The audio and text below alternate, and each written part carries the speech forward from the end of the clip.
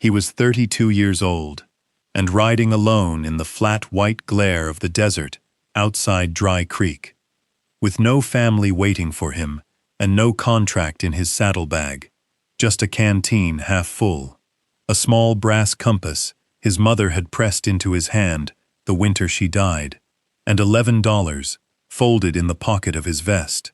And with that $11 and a borrowed mule, Daniel Foster set out to trace a freight caravan that had vanished on its route between two waterless towns. But what nobody in Dry Creek knew was that what those wagons had been hauling was something that would change his life forever.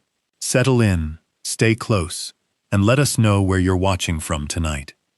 Daniel Foster had been born in a sod house on the eastern plains, to a mother who read scripture aloud by lamplight, and a father who broke horses for other men's outfits, and rarely came home before dark.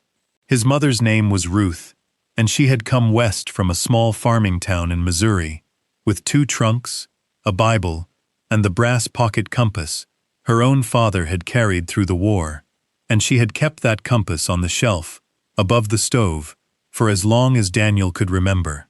She had taught him to read from the book of Ruth first, telling him it was only fair, and she had taught him to notice things, the way a horse held its ear when it was thinking of bolting, the way clouds gathered before a dry wind, the way a man's hands told you more than his mouth ever would. She died the winter Daniel was 11, of a fever that swept through 3 counties, and she was buried on a rise behind the sod house, with a wooden marker Daniel's father cut himself, and never quite finished sanding. Before she went, she took the compass down from the shelf and put it in Daniel's palm and folded his fingers over it. And she said only, "Keep your bearings, boy," and that was the last she ever spoke to him. His father lasted 4 more years, and then was thrown from a green colt outside Cheyenne, and did not get up. And at 15, Daniel found himself standing on a rail platform, with a bedroll, a canvas coat, 2 sizes too large, the compass in one pocket, and no idea where he was meant to go. He drifted south, taking work where he could, sleeping in barns and hay lofts, and once, for 3 weeks in the loft of a livery in a town whose name he never learned. He learned to break horses because his father had, and he learned to shoe them because a Mexican farrier in Las Cruces showed him for the price of a week's stable work, and he learned to read a wagon track in dust because of an old man named Josiah Weller.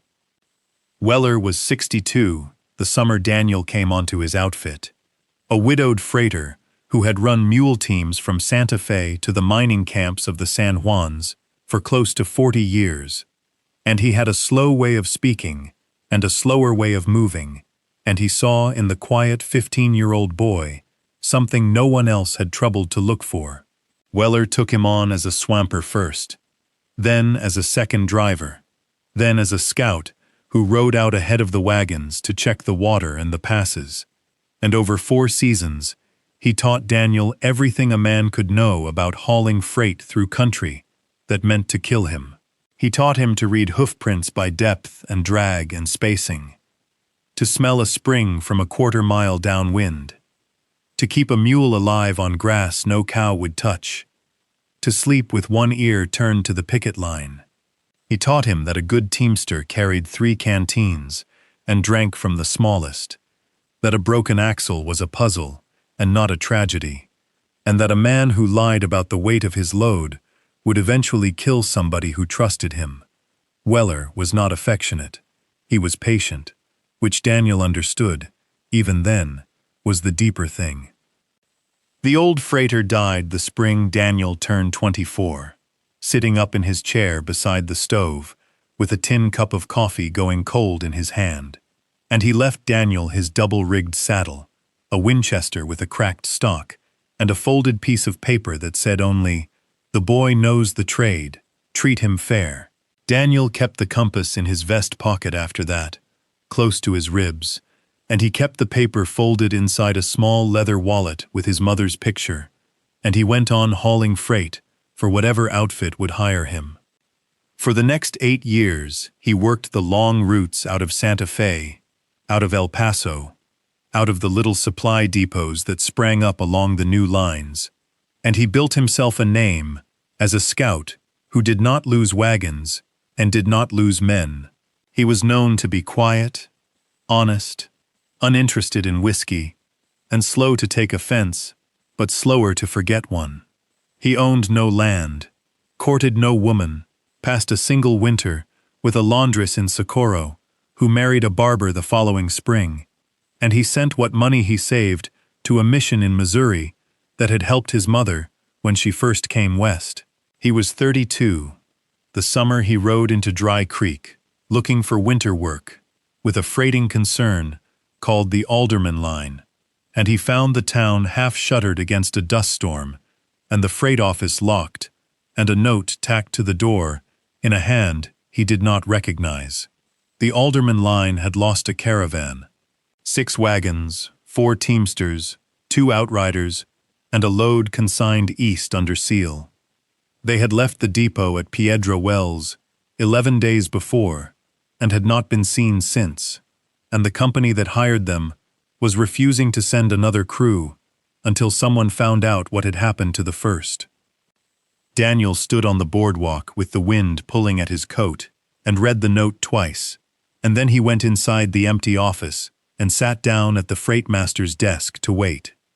The freight master came in, near sundown, with dust in the seams of his coat and a ledger under his arm, and he did not seem surprised to find a man sitting in his chair. His name was Ambrose Hatch, and he was a thin, gray-lipped man of about 50 who had run the Dry Creek office for the Alderman Line since the line had first pushed a wagon through the basin.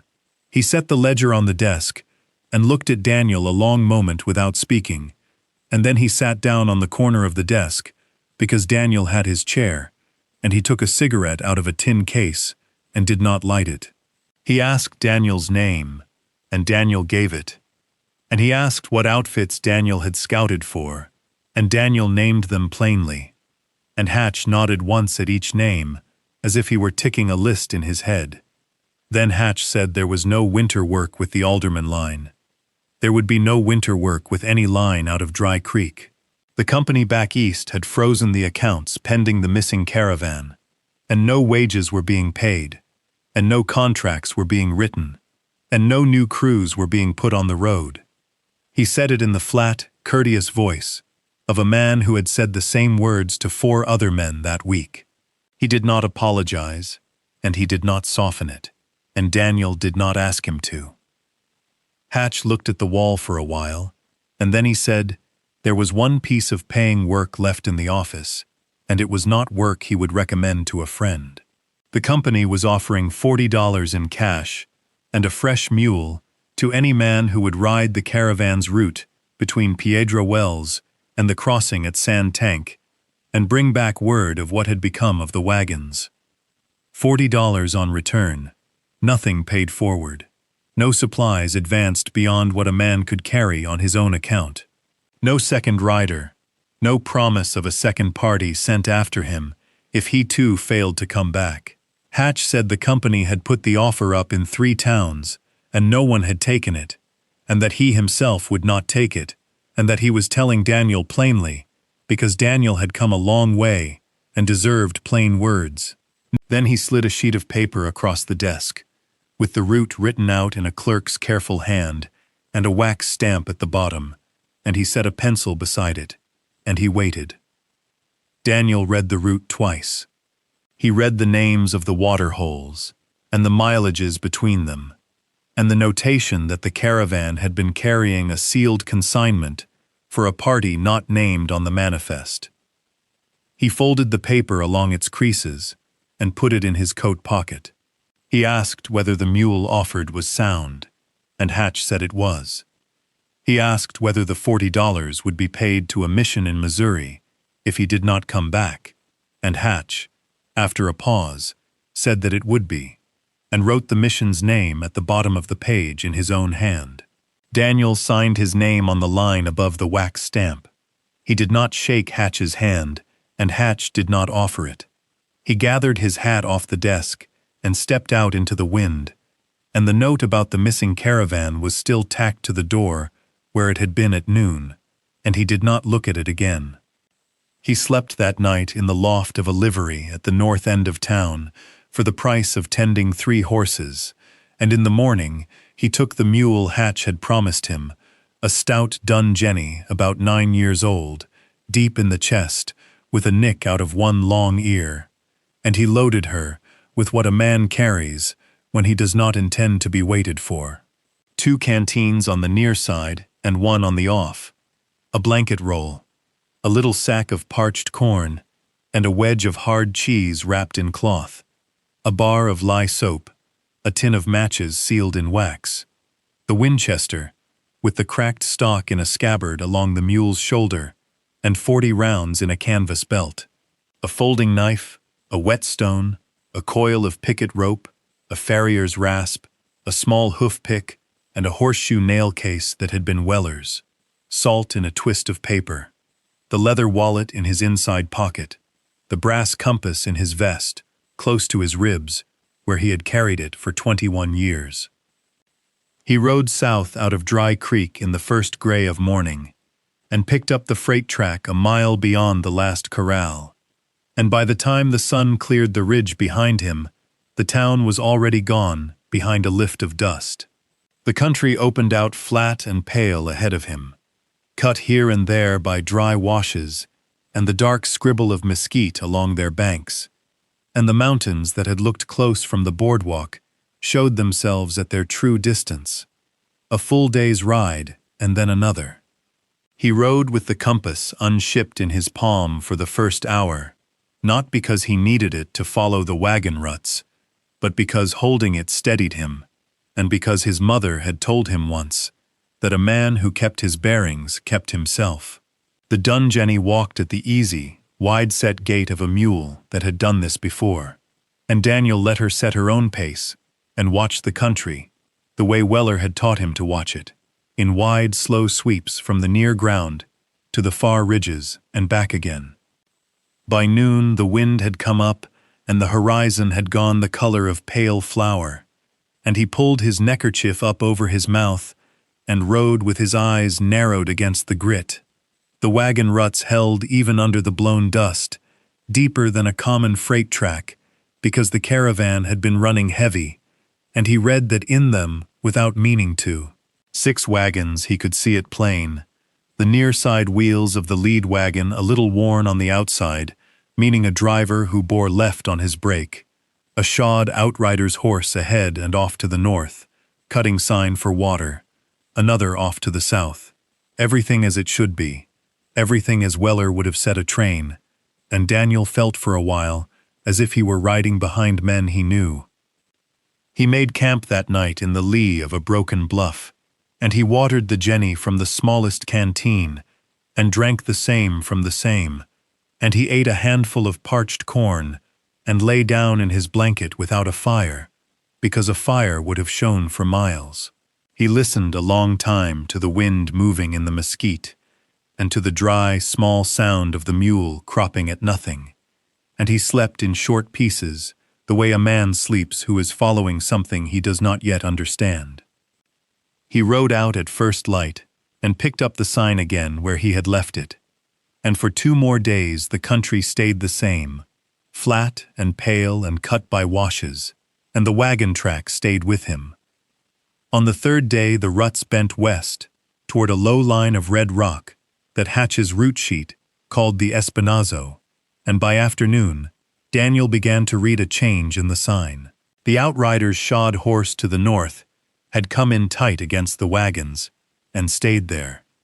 The near side track of the 3rd wagon showed a drag that had not been there before, the kind a wheel makes when a brake is set and forgotten, and there was a short scatter of mule sign where an animal had shied and been brought around again. A mile further on he found the first thing that did not belong, which was a broken singletree lying half buried in a wash, its iron end still bright where the wood had split. He got down and turned it in his hands and put it back where he had found it. He came on the caravan itself in the last hour of light, in a shallow basin between two arms of the Espinazo, and he stopped the jenny on the rim and sat a long while before he rode down. The 6 wagons stood roughly in the line they had traveled, drawn a little closer together than a working train would draw them, as if the teamsters had begun to circle and had not finished. 2 of the wagons had their canvas tops slashed open along the ribs. One had been half unloaded onto the ground, and the load left where it fell. The mules were gone. There was no smell of death on the wind, which meant the wind was right, or the thing he feared was not there, and he rode down slowly, with the Winchester across his thighs. He walked the ground before he touched the wagons. He counted boot prints and read them where the dust had held them under the lee of the wheels. He found the sign of 4 teamsters and 2 outriders, as the manifest had said, and he found the sign of 5 other men in narrower boots, with a maker's nail pattern he did not know, come in from the south, on unshod horses, and gone out again, to the west driving stock before them. He found blood in 3 places, dark and old, ground into the sand and gone brown. He found no bodies. He found a teamster's hat, with a bullet hole through the crown, lying under the tongue of the 4th wagon, and he set it on the seat where its owner would have set it if he were coming back. The wagons themselves were freight wagons of the heavy Murphy pattern, iron-tired, canvas over bowed hickory, each rigged for a 6-mule hitch, and each carrying, under the slashed canvas, crates of a size and weight Daniel recognized before he read the stenciling. The stenciling said flour and said nails and said sundries in a clerk's neat black, but the crates were bound in iron strap and sealed with lead, and when he laid his hand on the side of one, he felt the density of a thing that was not flour. He pried a lead seal with the point of his knife and lifted a board, and inside, packed in sawdust and oiled paper, were bars of milled silver stamped with a mine mark he had seen once on a bill of lading out of the San Juans. He counted the bars in the first crate and did not count the crates. He put the board back and set the seal where it had been and sat down on the wagon tongue in the last of the light. He slept that night under the 5th wagon with the jenny picketed close and the Winchester across his knees, and he did not sleep much, and in the gray before dawn, he began the search he had put off. He walked each wagon end to end. In the 2nd wagon, under a false floor no thicker than a man's palm, laid in as a teamster, with a careful hand will sometimes lay one in for private freight or private savings, he found a flat tin box, the size of a Bible, and a folded oilcloth bundle beside it. He carried both out into the light, and sat with his back against the wheel, and opened them slowly, the way a man opens a thing that has been left for him without knowing yet that it has. The oilcloth held $420 in gold coin and a small canvas sack of silver, weighed and knotted at the neck, and a sheaf of bearer notes drawn on a bank in Denver, in denominations a working teamster would never carry in the ordinary way.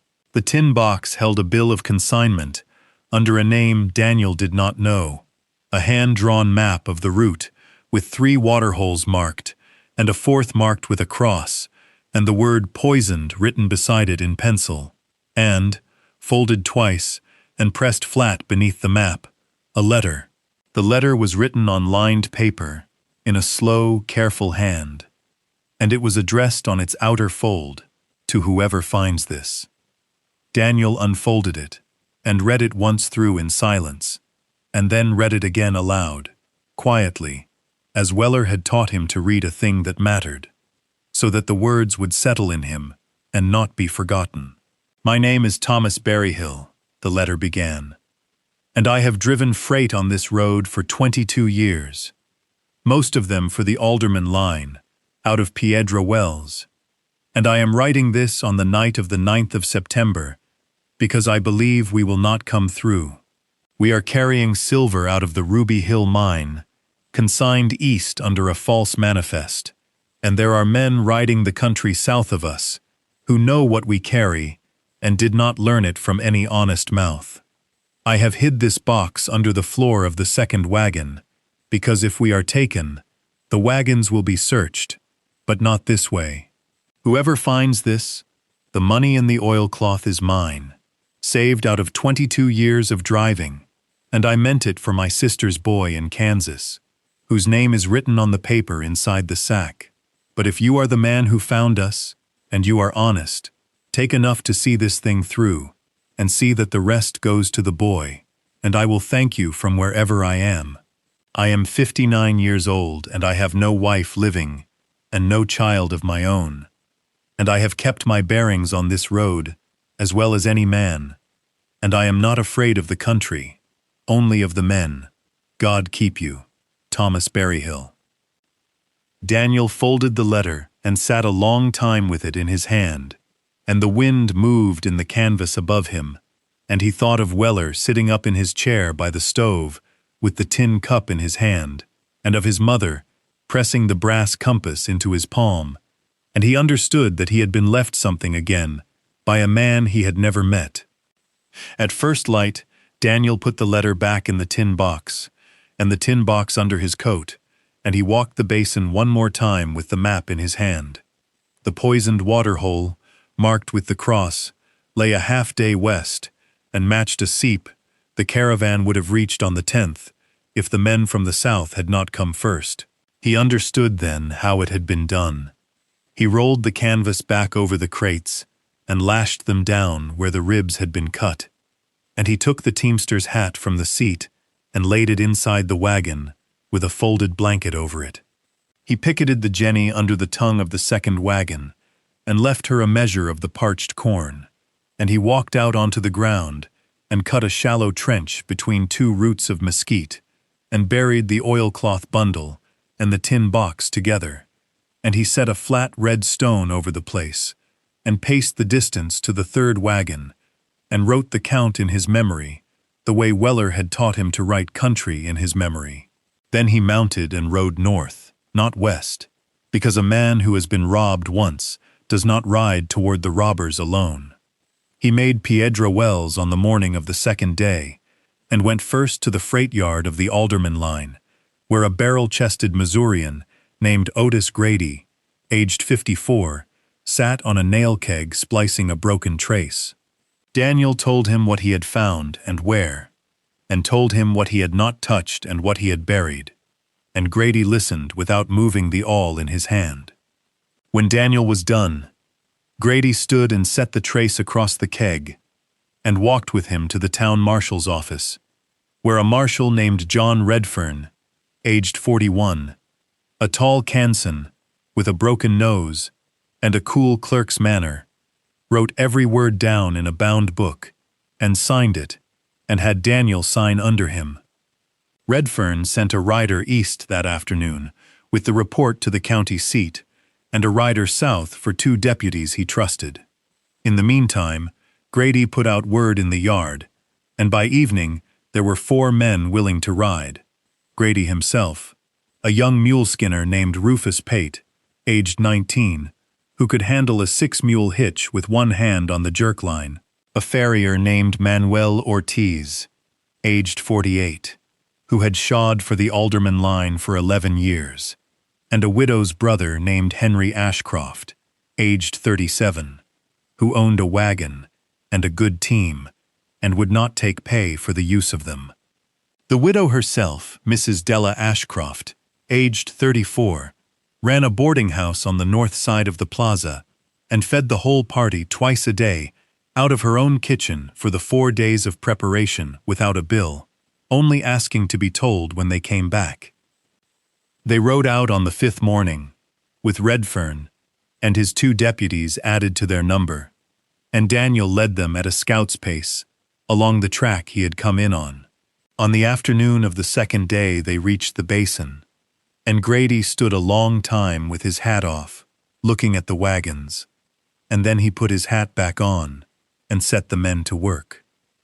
Ortiz rigged spare hitches out of the broken harness and the harness they had brought. Pate went out with one of the deputies and cut sign west, and by dusk they had brought back 16 of the caravan's mules from a box canyon, where the raiders had held them. The raiders themselves had scattered north 4 days earlier, when word of the marshal's rider had somehow gone ahead of him, and Redfern sent his deputies after their trail, with a promise Daniel did not fully believe, and did not need to. They dug up the tin box and the oilcloth bundle where Daniel had buried them, and Daniel put them into Redfern's hands in front of the others, and had Redfern write a receipt. They brought the wagons out of the basin over the next 3 days, one at a time up the shallow rise and onto the freight track, with Pate on the lead hitch, and Ortiz walking at the near side wheel, of each in turn watching the iron. Grady drove the second wagon himself, and would not let another man on the seat. They watered at the seep that was not poisoned, and passed the poisoned seep without stopping, and on the evening of the 4th day, the 6 Murphy wagons rolled into the Alderman yard at Piedra Wells in the order they had left it 3 weeks before, and half the town came out into the street to see them. Mrs. Ashcroft stood on the porch of the boarding house with her hands in her apron, and did not say anything, and when Daniel came up the steps, she only nodded and set a plate for him. Redfern opened the tin box in his office that night, with Grady and Daniel and the county clerk present, and the silver was weighed and counted against the mine's shipping list out of Ruby Hill, and found to be entire, but for what had already been carried off. The raiders had taken only what they could pack on the mules they cut out, which was less than 1/10 of the load, and the deputies brought 2 of them in by the end of the month, and the rest were run off the road and not seen again in that country. The Denver bearer notes were forwarded east under seal. The $420 in gold and the small canvas sack of silver were entered separately in the marshal's book under the name of Thomas Berryhill, and Daniel sat down at the clerk's desk with the paper from inside the sack and wrote a letter to a boy named Wesley Berryhill in a place called Coldwater, Kansas, and enclosed a bank draft for the full amount less $40, which was what the boy's uncle had told him to take, and no more. He wrote the letter twice, the second time in ink, the way Weller would have written it, and he signed his own name under Thomas Berryhill's, and posted it that same night.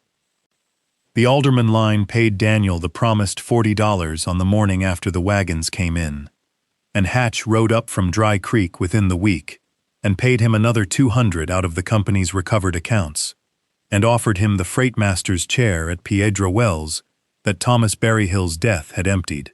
Daniel took it. He moved his blanket roll and the Winchester with the cracked stock and the leather wallet with his mother's picture into a small room behind the office, and he hung the teamster's hat with the bullet hole through the crown on a peg above the desk, where a man coming in from the road would see it first thing. He kept the brass compass in his vest pocket, close to his ribs, as he had kept it for 21 years, and he set the flat tin box on a shelf above the desk, beside a tin cup of the kind Weller had used to drink his coffee. He worked. He hired Pate on as a driver, and Ortiz as the yard's farrier, at a raise of $3 a month, and he took Grady's counsel on every route sheet he wrote, for the first 6 months, and after that, on the ones that mattered. He ate his supper most nights at Mrs. Ashcroft's boarding house at the end of the plank table, and after a while she set a place for him without asking, and after a while longer, the other boarders did not look up when he came in. Rufus Pate called him Mr. Foster from the first day, and would not be talked out of it. Ortiz called him Daniel. Grady called him nothing at all, and passed him the salt. In the fall of that first year, Daniel sat one evening at the freightmaster's desk, with the door open to the yard, and the lamp not yet lit. The wagons were in from a run to the Rio Puerco, and the mules were fed, and Ortiz was tapping a shoe in the shed at the back, with a slow, steady sound Daniel had heard all his life. Daniel had a route sheet under his hand and a pencil across it, but he was not writing. He was looking at the peg above the desk, where the teamster's hat hung, with the bullet hole through the crown, and at the flat tin box on the shelf beside it, and at the tin cup Weller had drunk from. And he was thinking of a man he had never met, who had sat in this same room and looked at the same wall and written a letter on a night in September, because he believed they would not come through. Thomas Berryhill had driven this road for 22 years and had kept his bearings on it as well as any man, and in the end he had done for a stranger what he could not do for himself, and had signed his name at the bottom. Daniel took the brass compass from his vest pocket and set it on the desk beside the tin box. It was scratched along one edge from 21 years against his ribs, and the needle still swung true. His mother had put it in his palm the winter she died, and told him to keep his bearings, and Weller had taught him what a bearing was, and Thomas Berryhill had taught him, without ever meeting him, that a man could leave a bearing for someone he would not live to see. 2 objects on the shelf then. The compass from a woman who had loved him unconditionally, and the tin box from a man who had loved a boy in Coldwater, Kansas, whose name was Wesley, and had trusted a stranger to see him fed. Daniel had come to understand that these were the same object, in different metal. Outside, Grady walked across the yard with his slow, bow-legged step and did not look in. Rufus Pate laughed at something a driver said, and the laugh carried through the open door. From the north side of the plaza, the supper bell rang at Mrs. Ashcroft's boarding house, and Daniel put the compass back in his vest pocket, close to his ribs, and closed the ledger, and took his hat from the peg. Hatch had told him in Dry Creek that there was no winter work for any man out of that country, and had slid a piece of paper across a desk that he would not have signed himself, and Daniel had signed it, and gone out into the wind with $11 in his pocket, and a borrowed mule waiting in a livery. He had signed because a man who kept his bearings kept himself, and because $40 would go to a mission in Missouri if he did not come back, and because there was nothing else to sign. Daniel Foster was 32 years old, and he had been cast out of no winter work in Dry Creek, with $11 folded in his vest, and a brass compass in his pocket. And he had spent those $11 on nothing at all, and had ridden out on a borrowed mule to find a freight caravan that no other man in 3 towns would ride to find. It was the best $11 he never spent. He walked across the plaza to his supper, and Mrs. Ashcroft had already set his place. If this story sat with you the way it sat with Daniel at that desk, take a moment before you move on to the next thing. Tap the subscribe button so the next one finds you when it is ready. And leave a comment telling us where you are watching from tonight, because we read them and we like knowing what country the story reached. Share this one with somebody who has been counted out lately, somebody who was handed a piece of paper nobody else would sign and told there was no work to be had and no promise of a second party if they did not come back. You may be surprised what they do with it. And before you go, sit with this a little while. Think of the people in your own life who left you something you did not know about until long after they were gone. A habit, a phrase, a way of noticing horses or clouds or the hands of men. A small object pressed into your palm on a winter afternoon, a folded piece of paper in a drawer, a name written on the inside of a canvas sack. Think of the strangers who never met you and yet decided, in some quiet room on some hard night, that whoever came after them ought to be given a fair chance and enough to see the matter through. Ask yourself what bearing you are keeping, and for whom, and what you might be leaving on a shelf above a desk for a person you will never live to meet. Ask yourself whether the $11 in your own pocket, whatever shape it takes, might be spent on the road nobody else will ride. And when you have sat with it long enough, go and set a place at your table for somebody who has been eating alone, and pass them the salt, and do not make them ask for it twice. That is the whole of the trade, and it is enough.